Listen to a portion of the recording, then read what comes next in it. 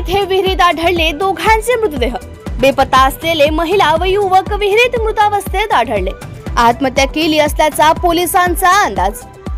वर्धाच्या हिंगणघाट येथून रविवारपासून बेपत्ता असलेली 38 वर्षीय गुंजन प्रशांत आणि 34 वर्षीय मंगेश भुजगराव खेरे या दोघांचे मृतदेह विहिरीत आढळून आल्याने हिंगणघाट शहरात खळबळ निर्माण झाली आहे।